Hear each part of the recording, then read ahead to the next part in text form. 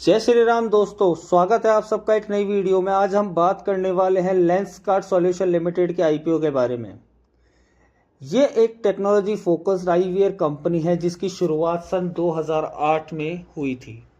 Company चश्मा, sunglasses, contact lens और इन्हीं की एक्सेसरीज की डिज़ाइन और मैन्युफैक्चरिंग ब्रांडिंग करती है। भारत में इसकी सबसे बड़ी पहचान D2C मॉडल के रूप में मानी जाती है। मार्च 2025 तक कंपनी के पास 2723 स्टोर हैं, जिसमें 2067 भारत में और 656 इंटरनेशनल लोकेशंस पर है। मतलब कि ये कंपनी आउट ऑफ इंडिया भी अपना काम करती है। इस आईपीओ की हम इम्पोर्टेंट डेट्स के बारे में अब जान लेते हैं। आईपीओ ओपन हो चुका है 31 अक्टूबर को। Final date of application is Tuesday November 4, 2025। जो अलॉटमेंट मिलेगा आपको वो मिलेगा इसका नवंबर 6 को, और जो रिफंड जिनको नहीं मिलेगा अलॉटमेंट उनके अकाउंट में पैसा आ जाएगा 7 नवंबर तक। और जो इसकी लिस्टिंग डेट बताई गई है वो बताई गई है नवंबर 10, 2025। इसके अंदर हम एप्लीकेशंस की बात कर लें तो एप्लीकेशंस के अंदर रिटेल मिनिमम एक लॉट जो रहेगा उसमें 37 शेयर रहने वाले हैं और 14,874 का एक लॉट रहने वाला है।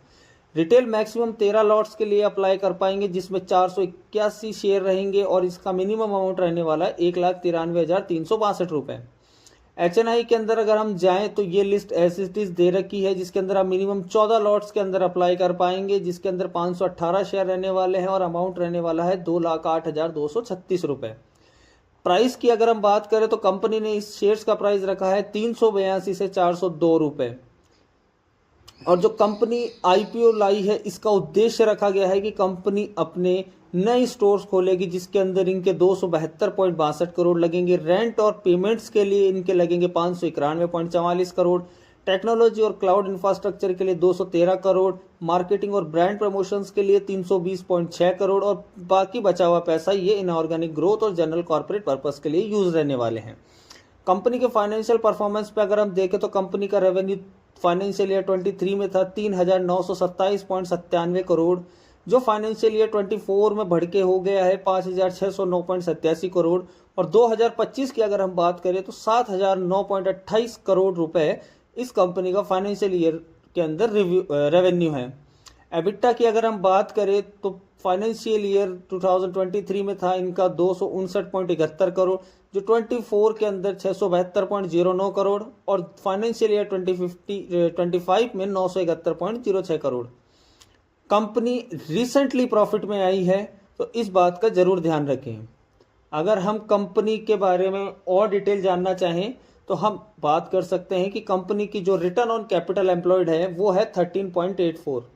इसका मतलब है कि कंपनी आपसे लगाए पैसे पर लगभग 14% रिटर्न कमा रही है, यानी कंपनी का कैपिटल यूज बहुत एफिशिएंट है। मैन्युफैक्चरिंग और टेक्नोलॉजी सेक्टर के हिसाब से ठीक ठाक परफॉर्मेंस मानी जाती है।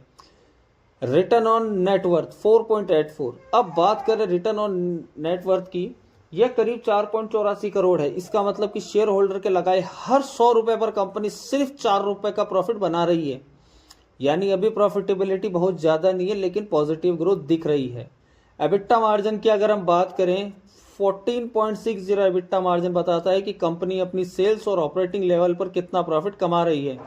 लेंसकार्ट का मार्जिन 14.6 है जो कि रिटेल और कंज्यूमर गुड्स सेक्टर के हिसाब से काफ़ी बढ़िया है। यानी हर 100 की सेल पर कंपनी 14.6 एबिटा के रूप में रख लेती है, ना बुरा ना कम। सबसे इंटरेस्टिंग और वो फैक्ट जो हर व्यक्ति को जानना चाहिए, PE ratio, price to earning ratio, लगभग 285 टाइम्स। अब यह पॉइंट थोड़ा ध्यान से सुनिए, पीई रेशियो करीब 285 गुना है। यानी इन्वेस्टर्स कंपनी के 1 रुपए के प्रॉफिट के लिए 285 रुपए देने को तैयार है।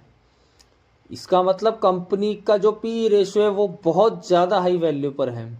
Price to book value 11.03। इसका मतलब है कि कंपनी मार्केट में कीमत उसकी बुक वैल्यू से 11 गुना ज़्यादा है। अब हम फाइनल कंक्लूजन की तरफ अगर बढ़ें तो जो निवेशक ब्रांड और टेक डिवीजन बिजनेस मॉडल पर भरोसा रखते हैं वो इसमें इन्वेस्ट कर सकते हैं। जो लॉन्ग टर्म के लिए ग्रोथ चाहते हैं वो भी इन्वेस्ट कर सकते हैं। लेकिन जो सिर्फ लिस्टिंग गेन के लिए सोच रहे हैं वो थोड़े से डाइसी हो सकता है या रिस्की हो सकता है। तो it's total up to you.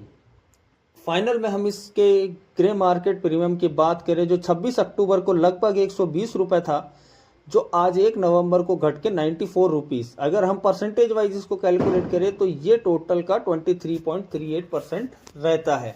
धन्यवाद। और आप हमें कमेंट सेक्शन में ज़रूर बताइएगा कि आप इस आईपीओ के बारे में क्या सोचते हैं और आप इसमें अप्लाई करेंगे या नहीं।